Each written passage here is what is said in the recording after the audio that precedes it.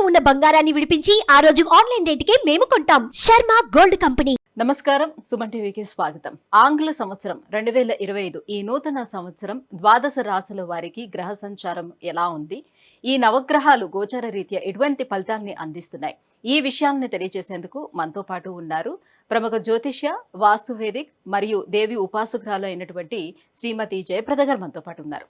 అమ్మని అడిగి మరిన్ని విషయాలు తెలుసుకుందాం. నమస్కారం. నమస్తే అమ్మ. శ్రీమాత్రే నమః. అమ్మ, ఇప్పుడు ఈ నూతన సంవత్సరంలో ద్వాదశ రాశుల వారికి నవగ్రహాల సంచారం ముందుగా ఎలా ఉందో చెప్పి ఎటువంటి ఫలితాలను ఇస్తున్నాయో చెప్పిన తర్వాత మనం ద్వాదశ రాశుల గోచార రీత్యా ఎటువంటి ఫలితాలు అందిస్తున్నాయో తెలుసుకుందాం. తప్పకుండా. అయితే ముందు మీకు మీ చూస్తున్న ప్రేక్షకులందరికీ కూడా నూతన సంవత్సర శుభాకాంక్షలు. ఎందుకంటే మనం రాశి ఫలితాలు ఇవన్నీ చూసుకునేది ఎప్పుడు కొని ఏంటంటే ఉగాది చూసుకుంటాం. సో ద్వాదశ రాశులు తెలుసుకోవాలనే ఉత్సాహం అనేది మనకి ఈ మధ్యకాలంలో ఎక్కువైంది. కానీ పూర్వం అయితే ఈ ఉగాది నుంచి మన ఫలితాలు తెలుసుకోవడం. ఎందుకంటే ఉగాది ఫలితాలు ఎప్పుడు నా దేవాలయంలో తెలుసుకుంటే అక్కడ చదువుకునే ఒక మంచి వేదం చదువుకునే వాళ్ళు, వేద బ్రాహ్మలు వీళ్ళతో చెప్పించేవాళ్ళు ఉగాది పంచాంగ శ్రవణం. ఎందుకంటే వాళ్ళ వాక్కుతో ఒకవేళ మిశ్రమ ఫలితాలు ఉన్నప్పటికీ కూడా ఏం కాదు, బాగుంటుంది, బ్రహ్మాండంగా ఉంటుంది అని అంటే వాళ్ళు చేసే తపస్సు వల్ల, వాళ్ళు చెప్పే మాట వల్ల అది నిజంగానే బ్రహ్మాండంగా ఉండేది. ఈ నమ్మకం అనేది అందరికీ పూర్వం ఉండేది.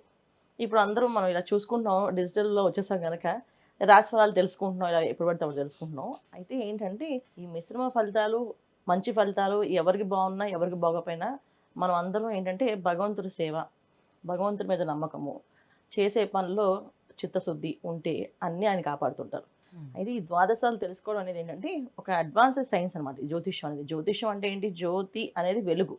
మనం వెళ్ళే దారిలో ఏవేవి ముళ్ళు ఉన్నాయి, ఏవేవి ముళ్ళు లేకుండా ఉన్నాయి, బాగుంది బాగాలేదు తెలుసుకోవడానికి మాత్రమే జ్యోతిష్యం. అందుకని మనం ఈ జ్యోతిష్యాన్ని చూసుకోవడం అనేది తెలుస్తుంది.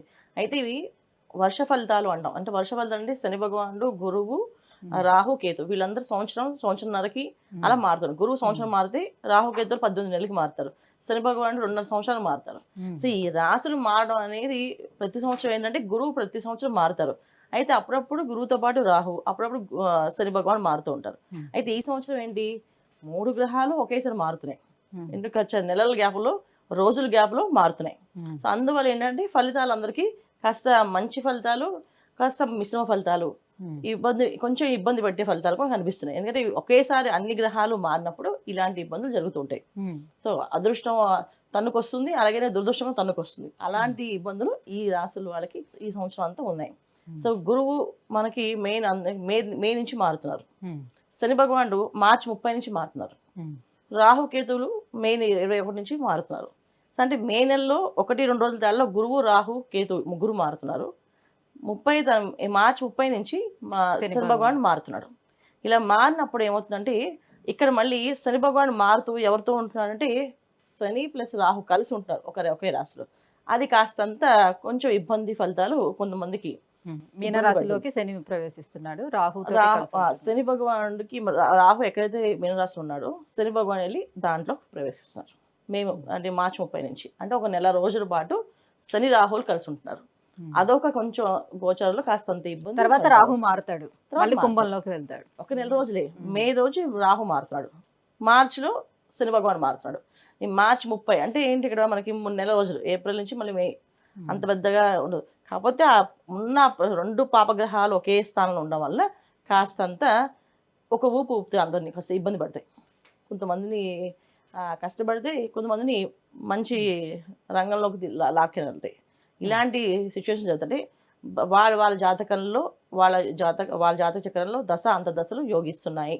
అంటే ఇవి 2 కలవడం వల్ల మంచి ఫలితాలు, యోగించట్లేదు ఈ 2 కలవడం వల్ల చెడు ఫలితాలు ఇవి కనిపిస్తున్నాయి అన్నమాట. అది సో మనం చూసుకోవాల్సింది ఏంటంటే ఏ రాశి వాళ్ళు ఏం పరిహారాలు చేసుకోవాలో తెలుసుకుందాం. అమ్మ, సింహరాశి వారికి ఈ 2025 ఆంగ్ల సంవత్సరం ఈ నవగ్రహాల సంచారం ఎలా ఉంది, ఎలాంటి ఫలితాలను అందిస్తున్నారు? తప్పకుండా సింహరాశి వాళ్ళకి ఈ సంవత్సరం బాగుందని చెప్పాలి. ఎందుకంటే వచ్చే సంవత్సరంలో ఈ సంవత్సరంలో ఉగాది వస్తుందో, పేరుతో వస్తుందో అది రవి భగవానుడి మా సంవత్సరం. అది అంటే రవి యొక్క సంచారంలో నడిచే గ్రహస్థితులు అనమాట ఈ సంవత్సరం అంతా. సో అందుకని సింహరాశి వాళ్ళకి బాగుందని అనుకోవాలి. కాకపోతే మిశ్రమ ఫలితాలు కనిపిస్తున్నాయి. మిశ్రమ ఫలితాలు అంటే ఏంటంటే ఆ మిశ్రమ ఫలితాల్లో కూడా వీళ్ళు స్వయంగా వాళ్ళు ఏదైనా చేసుకుంటే అది మంచి ఫలితాలుగా మారుతాయి. అంటే వాళ్ళు చేసే ప్రతి పూజ, హోమం, ఏదైనా శుభకార్యము, ఏదైనా దానం, ఏదైనా ధర్మం ఇవన్నీ చేస్తూ ఉంటే అది వీళ్ళు శుభ ఫలితాలుగా వస్తాయి. ఎందుకంటే సింహరాశి వాళ్ళకి మే నుంచి గురుబలం అనేది వస్తుంది. అంటే లాభస్థానంలో గురువు. లాభస్థానంలో గురువు ఉంటే ఏంటంటే ఆయనకి ఇష్టమైనవి ఏమేమి ఉన్నాయి, ఎవరికైనా అన్నం పెట్టినా ఇష్టపడతాడు, ఎవరికైనా దానం చేసినా ఇష్టపడతారు, మనం ఏదైనా అబద్ధం చెప్పకుండా నిజం చెప్పి మాట్లాడితే కూడా ఇష్టపడతారు, ధర్మ మార్గాన్ని ఎక్కువగా ఇష్టపడతారు. సో ధర్మంగా బతికితే చాలా ఇష్టపడతాడు. అలాగే ఏదైనా పూజ కార్యక్రమాలు, హోమాలు, కృతువులు ఏవైనా చేస్తే కూడా చాలా ఇష్టపడతారు. సో అంటే ఎప్పుడైతే లాభస్థానంలో గురువు యోగిస్తూ మనకి మంచి ఫలితాలు ఇస్తారో అన్ని శుభ ఫలితాలు మారుతాయి. సో ఆయనకి కావాల్సింది ఉన్నట్టుగా మనం ఉండాలి. అంటే ఏంటంటే పూజ చేసే ఇంట్లో పూజ చేస్తే ఇబ్బంది లేదు. కానీ అసలు పూజ చేయని ఇంట్లో మాత్రం లాభస్థానంలో గురువు వాళ్ళకి యోగించాలంటే వాళ్ళ ఇంట్లో పూజ ప్రారంభం చేయాలి. అంటే ఏంటంటే పొద్దున్నే లేచి స్నానం చేసి చక్కగా అమ్మవారికి ఈ వారికి దీపాలు పెట్టి ఏదో ఒక మంత్రము, స్తోత్రము నచ్చింది ఏదో వస్తే అది అష్టోత్తరము ఏదో చదువుకుంటూ ప్రతినిత్యము దీపారాధన చేయడము, దేవుడి దగ్గర పుష్పాలు పెట్టడము, పెద్దవాళ్ళని గౌరవించడము, గురువుల్ని గౌరవించడం చేస్తూ ఉంటే లాభస్థానంలో గురువు యోగిస్తాడు. లేదు ఇవేమి చేయకుండా మేము ఇండిపెండెంట్గా ఉంటాం, మేము దీపాలు పూజలు చేయము అంటే కాస్త ఇబ్బంది ఫలితాలు. ఎందుకంటే ఇక్కడ సప్తమ స్థానంలో శని భగవానుడు అష్టమ స్థానంలోకి వెళ్తున్నాడు. అష్టమ స్థానంలో రాహు సప్తమ స్థానంలోకి వస్తున్నాడు. అంటే శని రాహువుల యొక్క ఇబ్బందులు ఏంటంటే చెడు వ్యసనాలు, చెడు వాళ్ళతో స్నేహాలు, చెడ్డ వాళ్ళతో సావాసాలు, వాళ్ళతో తెలియకుండా మోసపోయే అవకాశాలు. అంటే మోసం చేసే వాళ్ళతో స్నేహం చేయడం. అంటే మనకు తెలియదు వాళ్ళు మంచి వాళ్ళు చెడ్డవాళ్ళు, కానీ వాళ్ళ తత్వం ఏంటంటే మనం మోసం చేయడానికే వాళ్ళు మనతో స్నేహం చేస్తారు. ఆ విషయం మనం ఎలా గుర్తిస్తాం? మనం ఏదైనా పూజ పునస్కారం లేదా ఏదైనా దేవాలయానికి వెళ్ళి దర్శనం చేసుకుంటూ వస్తూ ఉంటే ఎదుటి మనిషి ఎటువంటి వాడు తెలుస్తుంది. లేకపోతే ఎదుటి మనిషి ఎటువంటి వాళ్ళు గుర్తించడానికి అవకాశమే ఉండదు. సో సింహరాశి వాళ్ళు ఈ సంవత్సరం అంతా చేయాల్సింది ఏంటంటే వాళ్ళ క్రమశిక్షణగా ఉండడం. అంటే క్రమశిక్షణ అంటే పొద్దున్న లేచి కాస్త దైవారాధన, దైవం మీద కాస్త నామాన్ని జపం చేయడము, ఇవి చేసుకుంటూ వెళ్తే అన్ని లాభాలు. లేదంటే కాస్తంత మిశ్రమ ఫలితాలు. మిశ్రమ ఫలితాలు అంటే ఉద్యోగ విషయంలో ఇబ్బందులు, వ్యాపార విషయంలో ఆటంకాలు, అదే వివాహ ప్రయత్నాలు చేస్తుంటే వివాహాలు అవ్వకపోవడము, ఆలస్యం అవ్వడము, సంతాన భాగ్యం అనేది కాస్త ఆలస్యం అవ్వడం, బ్రహ్మాండంగా యోగిస్తుంది బాగుంటుంది అనుకోవడానికి కూడా ఇక్కడ ఏంటంటే లాభస్థానంలో గురువు ఎప్పుడు కూడా మంచి ఫలితాలు ఇవ్వాలంటే మనం మంచిగా ఉంటే ఇస్తారు. ఇది వీళ్ళు సింహరాశి వాళ్ళు తెలుసుకోవాల్సిన విషయాలు. మీరు మరి వీటన్నిటి నుంచి బయటపడటానికి మరి ఎటువంటి పరిహారాలని ఏ దేవతారాధనని చేసుకుంటే వీటి నుంచి బయటపడే అవకాశం ఉంటుంది వీళ్ళకి? తప్పకుండా సూర్యారాధన అంటే ఆదిత్య హృదయం చదువుకోవడం, ఇంట్లో ఆదిత్య హృదయం అరుణపారాయణ చేయించుకోవడము, శివాభిషేకం చేయించడము, ప్రతి గురువారము ప్రదోష కాలంలో శివుడికి నందీశ్వరికి కలిపి అభిషేకాలు చేస్తుంటారు, పూజలు చేస్తుంటారు. చేసిన దగ్గర నక్షత్ర హారతి ఇస్తుంటారు. సో ప్రతి వారం ఆ నక్షత్ర హారతి దర్శనం చేసుకుంటే ఆ వారం అంతా మంచి ఫలితాలు వస్తాయి. ఇప్పుడు ఇంట్లో కార్యక్రమాలు చేయలేమండి అనుకునే వాళ్ళు చక్కగా దేవాలయానికి వెళ్ళడం, ప్రదోష కాలంలో అంటే సాయంకాలం 5 నుంచి 6 లోపు వచ్చే ప్రదోష కాలం అంటారు. గురువారం పూట కొన్ని శివాలయాల్లో అభిషేకాలు చేస్తారు, కొన్ని శివాలయాల్లో మాస శివరాత్రి చేస్తారు. సో అలా మాస శివరాత్రి చేసినప్పుడైనా గురువారం పూట సాయంకాలం అయినా ఇలా ప్రదోషకాలలో అభిషేకాలకు వెళ్ళడం, దర్శనం చేసుకోవడం, నక్షత్ర హారతిని చూడడం వల్ల మంచి ఫలితాలు వస్తుంటాయి.